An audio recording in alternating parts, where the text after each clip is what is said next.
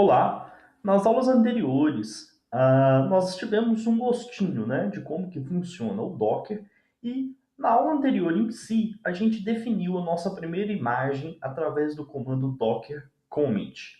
Bom, na aula de hoje eu vou introduzir um conceito novo para vocês, que é a construção da imagens a partir de um arquivo de definição. Como que isso funciona? Para que a gente possa entender e executar a aula de hoje, eu tenho um projeto aqui em PHP chamado Hello Docker, que está utilizando é basicamente um arquivo PHP info, que vai mostrar as informações do PHP. Não tem nada demais, não é um projeto completo, mas vai servir para nossa exemplificação, tá? Então, a primeira coisa que a gente vai fazer, a gente vai criar uma imagem base que pode rodar o PHP e pode ser utilizada durante o nosso desenvolvimento. E depois nós vamos criar uma imagem que é a imagem base que roda PHP mais o nosso código, tá? Primeira coisa que eu vou fazer é criar um diretório, vamos colocar aqui o nome de web server, tá? Vamos dizer que esse vai ser o nome da nossa imagem. Eu vou abrir o Atom, né, o editor de texto que a gente vai utilizar durante essa aula, nesse diretório que eu estou trabalhando.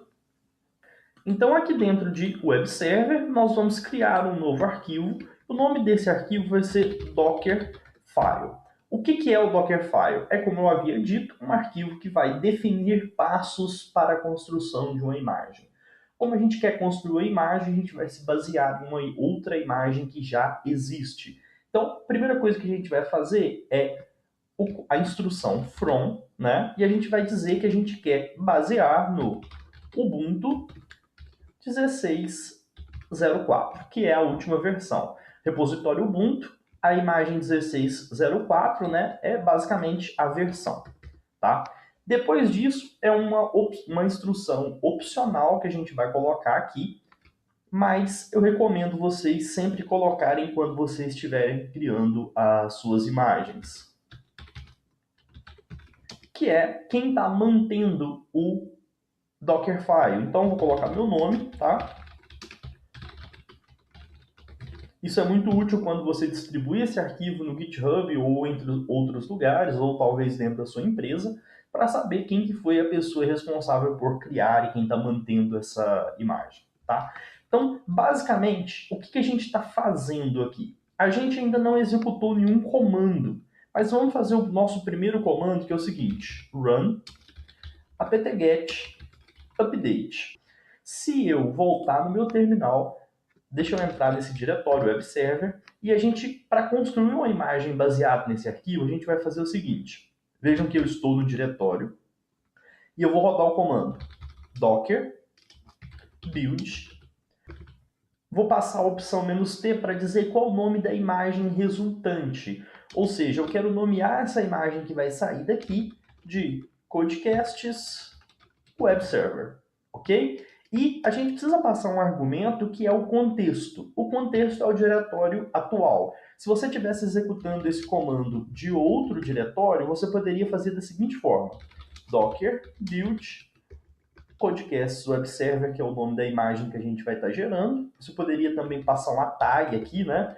7.0 para indicar qual a versão do PHP, por exemplo, que a gente vai instalar, ou algo do tipo.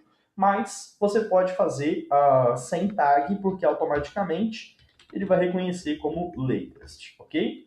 Então, em vez do ponto, a gente vai passar a instrução web server. Mas vamos fazer da forma mais convencional, entrar no diretório web server, docker build -t codecasts web server, diretório atual. Se eu rodar, vejam o que ele vai fazer.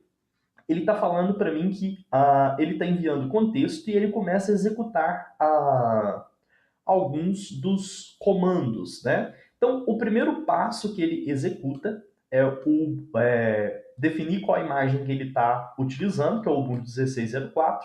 Ela já está disponível no meu computador, é por isso que ele não fez o download dela. O segundo passo foi definir quem está mantendo ela. E o terceiro passo foi executar o nosso comando. Enquanto ele faz aqui, vou mostrar para vocês que é uma boa prática, se você estiver trabalhando com imagens baseadas no Debian, como é o caso do Ubuntu, utilizar a opção "-y", porque se tiver alguma mensagem de confirmação, ele vai suprimir essa mensagem e vai passar, ou seja, confirmação automática. Ok? Ok, ele está terminando.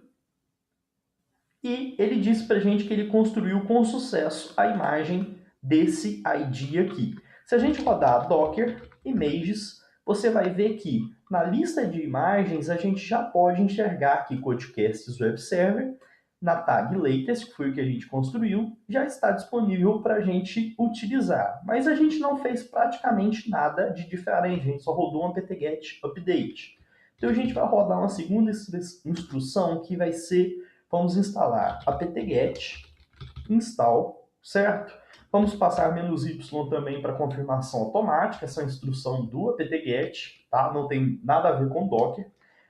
E a gente vai instalar os seguintes pacotes: Apache 2, php lib apache 2 mod php. Ou seja, a gente vai estar instalando o PHP, o Apache e esse plugin que faz a configuração automática do PHP dentro do Apache. A gente poderia passar extensões do PHP, como PHP CLI, talvez, né? Mas como essa imagem é web, a gente nem precisa de fazer isso, tá? Vamos fazer o exemplo mais simples, tá? O que eu vou fazer? Eu vou salvar esse arquivo, vou voltar no terminal e vou rodar o comando para a gente construir essa imagem novamente. Vejam o que vai acontecer. Os passos que ele já executou, né? Ele vai trazer igual ele está falando aqui para a gente, usando do cache, tá? Porque a gente não fez nenhuma alteração, né? Essas duas instruções continuam a mesma, então ele não precisa executar novamente. Ele é inteligente a esse ponto. Só que a gente tinha alterado o apt-get update para incluir a opção "-y", e é por isso que ele está executando novamente essa instrução. Aguardar alguns instantes enquanto ele atualiza. Ok, ele terminou a atualização e agora ele está executando o comando. Vejam bem o que ele está fazendo.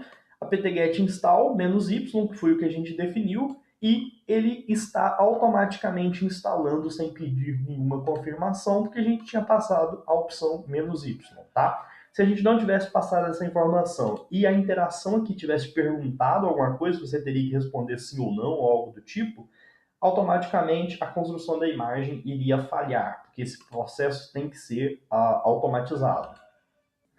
Ok, ele terminou de baixar os pacotes, né? Agora ele está fazendo a instalação deles, mas alguns instantes a nossa imagem já vai estar terminada.